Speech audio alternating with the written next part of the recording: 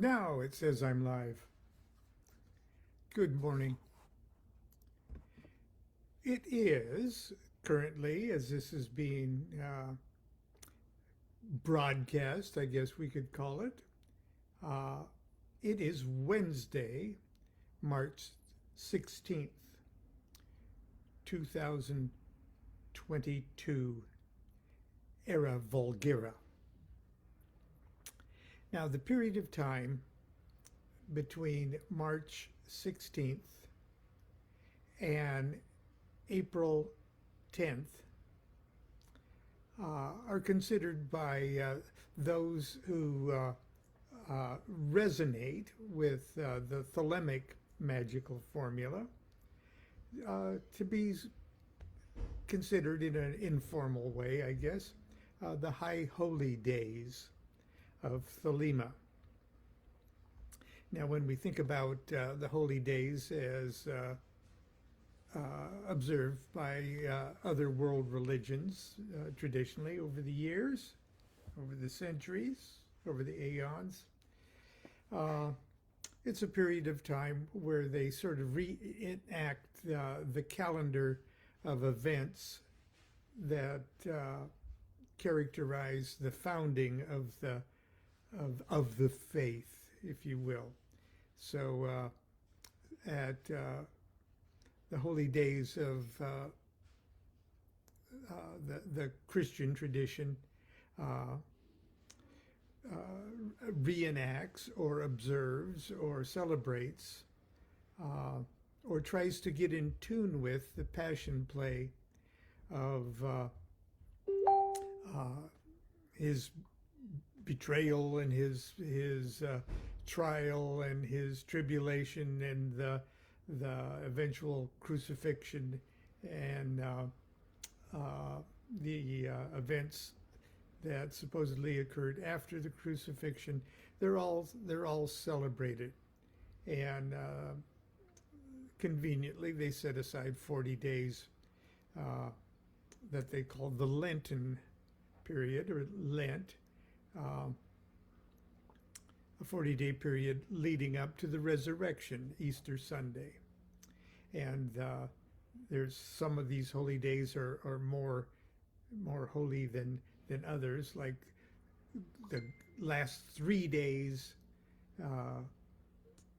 of Lent, if you will, is the crucifixion. Good Friday, in other words, happened on Friday. Holy Saturday, the day he stayed down. And Easter Sunday. Then Easter Sunday, so in that period before Easter Sunday, there's great mourning, and you get all bummed out, and you fast, and you try not to have any fun and stuff. It's stuff like that. So you're in the mourning session, like that formula E-A-O, Isis, Apophis, Osiris. We could look at in Christian terms as the I, or the Isis part of the formula, would be the joy of his birth and his Christmas time, and the message of his ministry and everything else. But the A of EAO would be the Apophis cycle, and that would be his death and destruction, the Apophis, the typhonic, sort of satanic, destructive aspect of it. And the Lenten period is our pause where we mourn. It's like the mourning of Isis, okay? Which will go into the INRI formula that develops from EAO. And then he's risen with the O of the risen Osiris. But I think you get the gist. Now, Thelema doesn't have anything quite like that, officially. It's a pretty individual thing. So, but we do have our thelemic cultural observances, and this is one of them. Look, here's the Passion Play. And as a matter of fact, for the next few days, we're going to sort of discuss the chronology of events leading up to the Supreme Invocation of Horus, which occurred on the March 20th, 1904, and then subsequently the events leading up to the writing of the Book of the Law, April 8th, 9th, and 10th.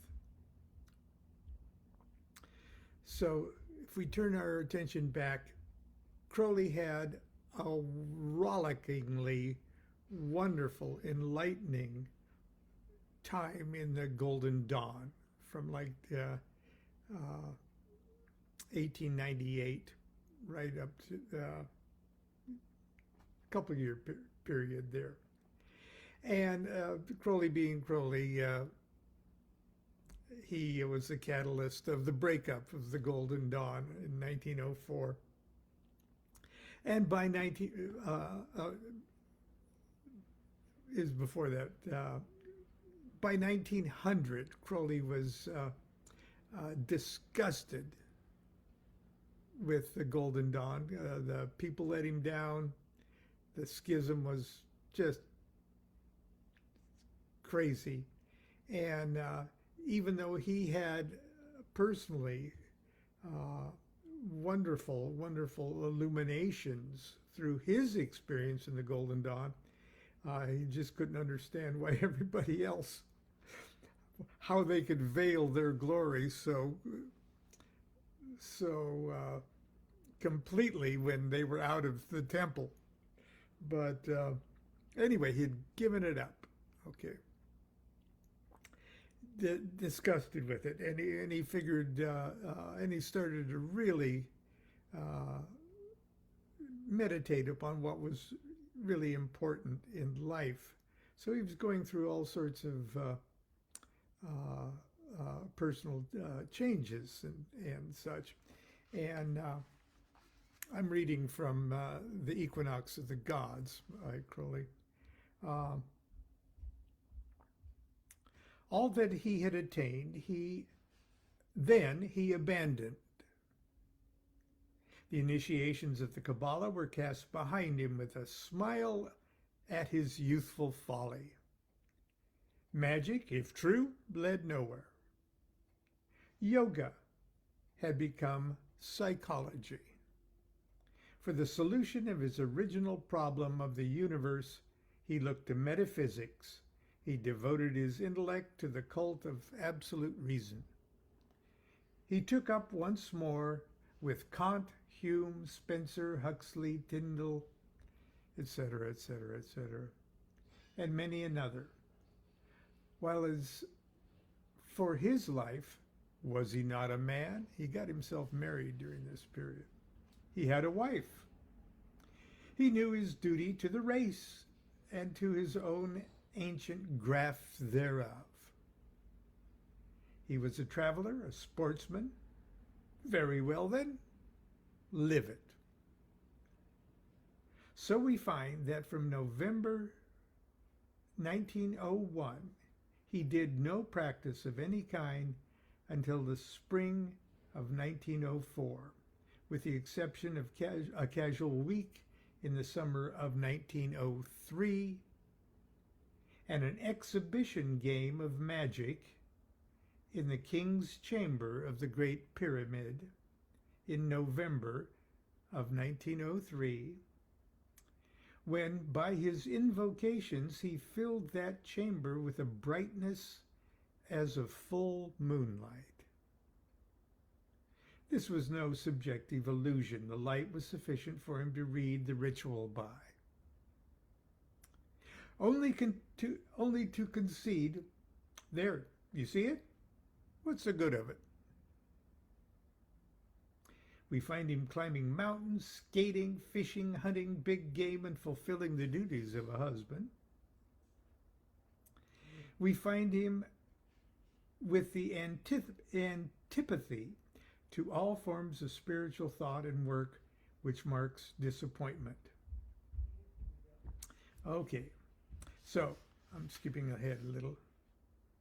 So after 5 years of barking up the wrong tree, Frater P had lost interest in trees altogether. As far as climbing them was concerned, he might indulge in a little human pride. See, Jack, that's a branch I cut my name on when I was a boy. But even if he had seen the forest, the tree of life itself with the golden fruit of eternity in its branches, he would done no more than to lift his gun and shoot the pigeon that had flitted through its foliage. Skipping ahead a little, we learned that by late 1903, he was proposing to visit China on a sporting exhibition, when a certain very commonplace communication made to him by his wife, caused him to postpone it. Let's go and kill something for a month or two, he said. And if you're right, we'll get back to nurses and doctors. Okay, she's pregnant. So we find him in Hambantota, in the southeastern province of Ceylon, occupied solely with buffalo, elephant, leopard, sambar, and 100 other objects of the chase. Here we insert excerpts from the diary, indeed a meager production after what we have seen of his previous record in Ceylon. Whole weeks passed without a word. The great man was playing bridge, poker, or golf. The entry of February 19th reads as if it were going to be interesting, but it's followed by that of February 20th. It is, however, certain that about March the 14th, he took possession of a flat in Cairo. In the season.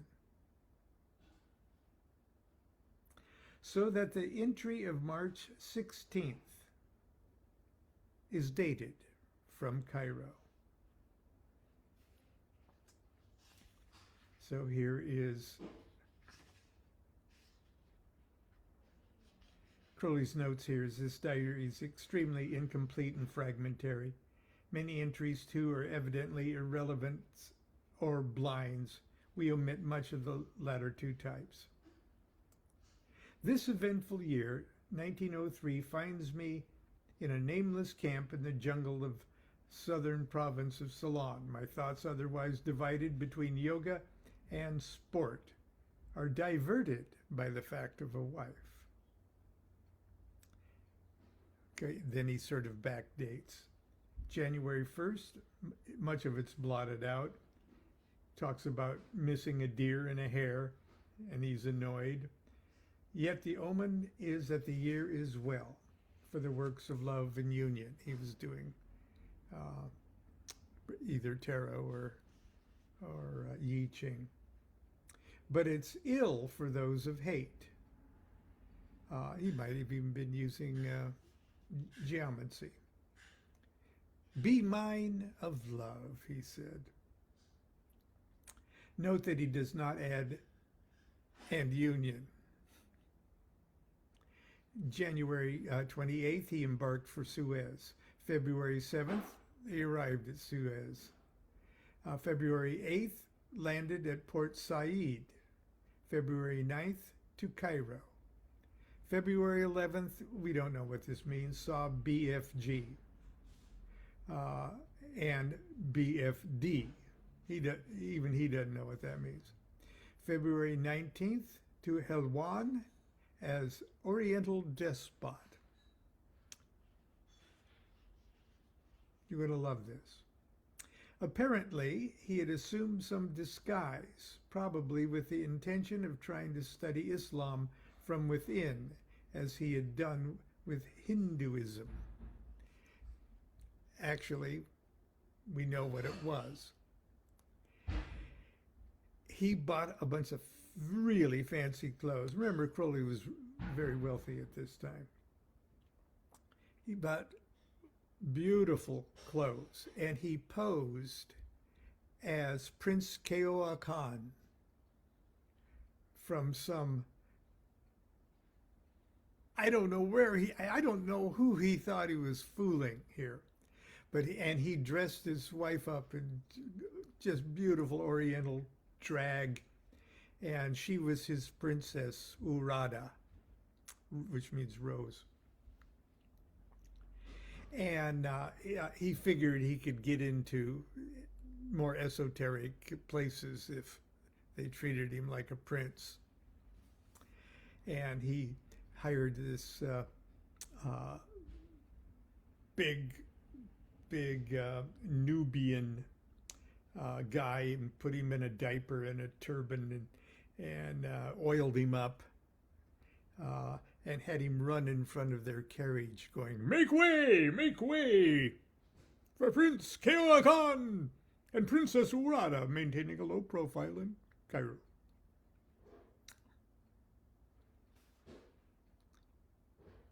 I love doing that. Okay, that's right up there with behold his mighty hand.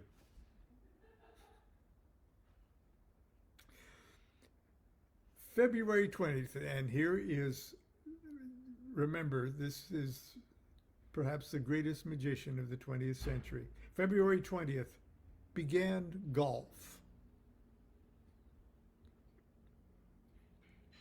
March 16th. Nothing between February 20th and March 16th. I guess he played more than 18 holes.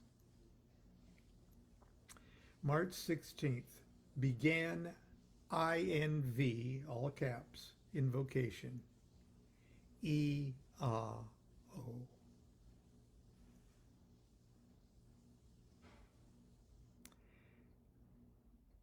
And in his footnote here, he says, given in Liber Samic. So that's the preliminary invocation of the Goetia. He had a copy of the preliminary invocation of the Goetia, obviously in his luggage. It's serious magic.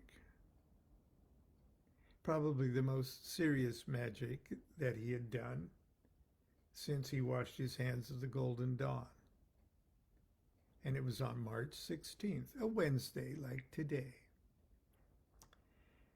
that he did the invocation, preliminary invocation of the Goetia, and a little later here, he said he did it just to as a demonstration, just to show Rose the sylphs.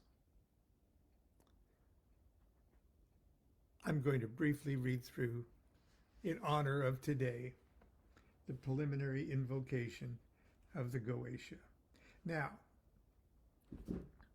the one that he had in his luggage was the classic text used by the Golden Dawn and plucked directly from the Lemegeton, fifth book of the Lemegeton. And the references in that preliminary invocation were of classic Jewish Kabbalah. So it's his copy would have started out, "Thee I invoke, the bornless one. Thee that didst create the earth and the heavens, thee that didst create the night and the day, thee that didst create the darkness and the light. Thou art Osoronophris, whom no man hath seen at any time. Thou art Yabas, thou art Yapos. Thou hast distinguished between the just and the unjust. Thou didst make male and the female and the male. thou didst produce the seed and the fruit. Thou didst form men to love one another and to hate one another. I am Moshe, Moses, the prophet unto whom thou didst commit thy mysteries, the ceremony of Israel. Thou didst produce the moist and the dry, and that which nourisheth all life. Hear thou me, for I am the angel of Paphro, Asoronophris. This is thy true name handed down to the prophets of Israel. Now Crowley in the 1920s would replace those Jewish Kabbalistic things with Egyptian things. So in other words, this was handed down not to the, he says, I am not Moses, I am Ankaf Nakansu. Now, because he's identifying with something else, this is after the Book of the Law. But before the Book of the Law, he went ahead and used the traditional names and such. So if you find this is different than what you're used to, it's because what you're used to is what Crowley did in the years that followed this. Hear me, and these are Barbarous words of evocation. This is what whips you up into an altered sense of state of consciousness. And there's actually five sets of these Barbarous words that are intended to invoke the spirits of fire, water, air, and earth. And not in that order, actually. Hear me, Ar, Theao, Reabet, Athelaberset, Blatha, Beu, Ibiu, Phai, Thetasoe, Ib, Theao.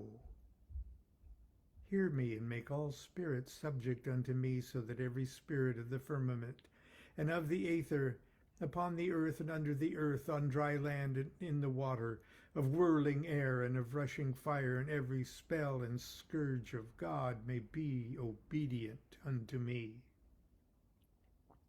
I invoke thee, the terrible invisible God, who dwelleth in the void place of spirit. Aro gogo ruabreo sotu modorio falathreo du aiepee. The bornless one, hear me, and make all spirits subject unto me, so that every spirit of the firmament and of the aether, upon the earth and under the earth, on dry land, in the water, of whirling air and of rushing fire, and every spell and scourge of God be obedient unto me. I invoke thee, Ma Bareo, Joel Kotha, Athora Balao, Braoth. Hear me, and make all spirits subject unto me, so that every spirit of the firmament and of the aether, upon the earth and under the earth, on dry land and in the water, of whirling air and of rushing fire, and every spell and scourge of God may be obedient unto me. Hear me. I invoke thee, Mabario. Hear me, Auth, Abeoth, Basaram, Isaac, Sabaoth, Iao. This is the Lord of the gods. This is the Lord of the universe. This is he whom the winds fear. This is he who, having made voice by his commandments, is Lord of all things, King, ruler, and helper. Hear me. Io pur, Io pur, Ioth, Iaoth, Iu, Abrasar, Sabriam, Du, Odane. Edi, edu, angelos ton theon, aniai, lai, gai, aepe, dathanathoron. I am he, the bornless spirit, having sight in the feet, strong and in the immortal fire. I am he, the truth. I am he who hateth that evil should be wrought in the world. I am he that lighteneth and thundereth. I am he whom is the shower of life of earth. I am he whose mouth ever flameth. I am he, the begetter and the manifester unto the light. I am he, the grace of the world. The heart girt with serpent is my name. Come thou forth and follow me, and make all spirits subject unto me, so that every spirit of the firmament and of the aether, upon the earth and under the earth, on dry land or in the water, of whirling air and of rushing fire, and every spell and scourge of God may be obedient unto me. Iao, Sabao. Such are the words. And such are the words recited by Aleister Crowley on March 16th, 1904, to show Rose the Sylphs. And something strange happened to Rose. And we'll talk about that tomorrow as we continue our look at the high holy days of Thelema. Until tomorrow, continue to be good to yourself and be good to each other. Do what thou wilt shall be the whole of the law. Love's the law, love under will.